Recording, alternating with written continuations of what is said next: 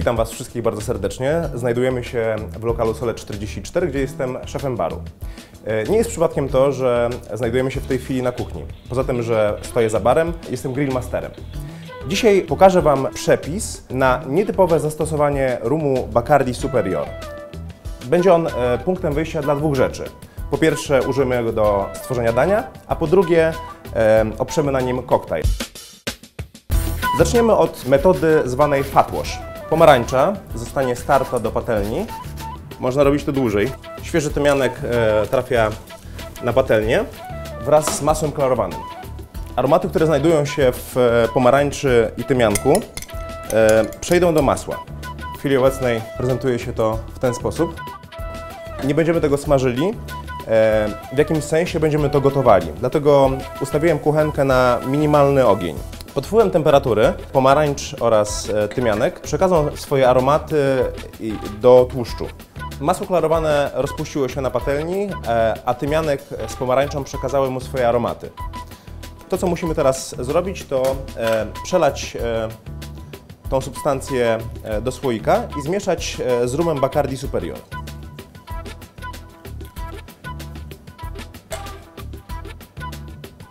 To, czy włożymy pomarańcz z tymiankiem do słoika, zależy od nas. Ja nie lubię marnować rzeczy, myślę, że przydadzą się, więc pozwolę sobie je włożyć do słoika. W sposób naturalny tłuszcz oddziela się od alkoholu, ale to, co my chcemy zrobić, to ze sobą zestawić. A więc wstrząsamy. Taki słoik wkładamy do zamrażarki i po paru godzinach uzyskamy coś takiego.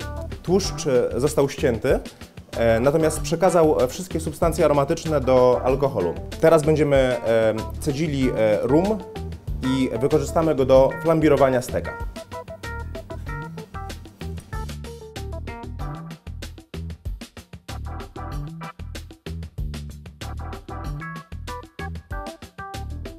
Dodatkowo przefiltrowałbym rum przez kuchenny papier, żeby pozbawić go mętności.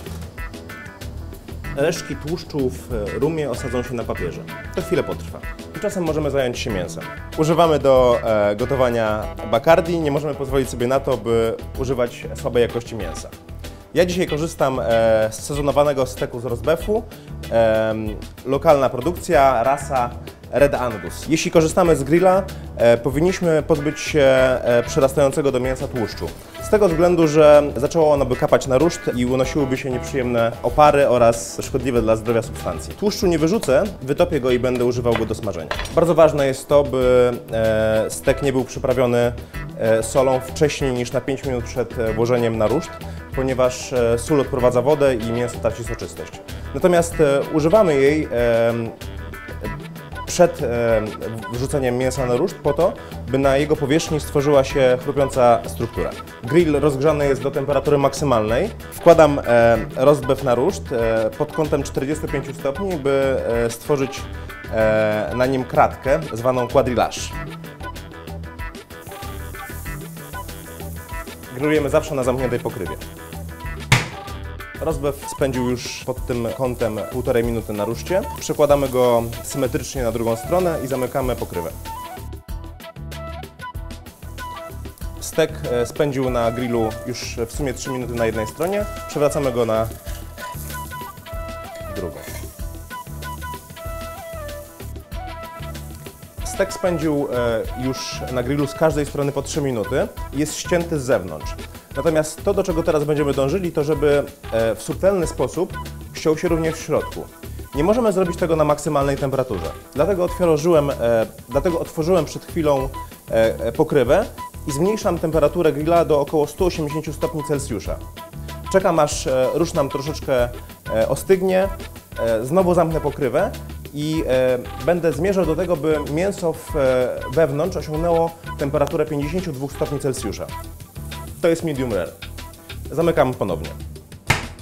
Gdybyście chcieli smażyć stek na patelni, nie odkrawałbym tłuszczu. Postawiłbym stek na krawędzi i wytopił tłuszcz, na którym bym smażył tego steka.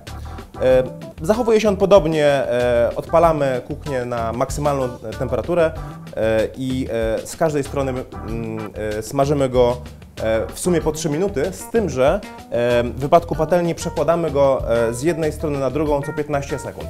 Nie każdy zdaje sobie sprawę z tego, że prawie że najważniejszą rzeczą, by stek był smaczny i soczysty, jest to, by nie jeść go bezpośrednio zdjętego z rusztu. Temperatura działa w taki sposób, że cała soczystość wewnątrz mięsa unosi się pod jego powierzchnię. Gdybyśmy go teraz pokroili, cały sok zawarty w steku by wypłynął i straciłby on soczystość. Mięso powinno odpocząć w temperaturze pokojowej przez przynajmniej 15 minut. Paradoksalnie nie stygnie wtedy. Temperatura wewnątrz zwiększa się o przynajmniej 2 stopnie Celsjusza.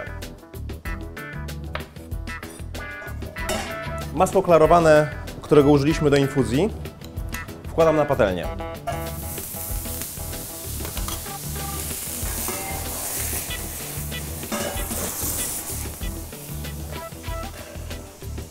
Na nią trafia również stek, czosnek, tymianek oraz rum Bacardi.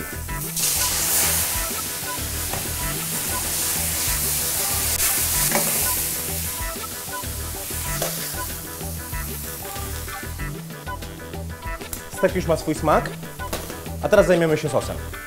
Pozostałość ze steka zaciągamy zwyczajnym masłem na niskiej temperaturze. Dodam odrobinę słodyczy, dodając odrobinę syropu pomarańczowego domowej roboty oraz nadam korzenny charakter, dodając angostury. Sól, pieprz. Takim sosem polejemy naszego steka. Stek już wypoczął, dlatego go teraz skroję.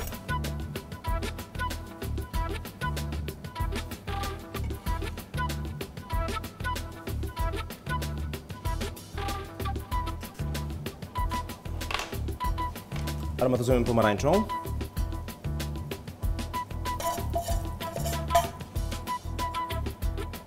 Polewamy całość sosem infuzowanym Bacardi Superior.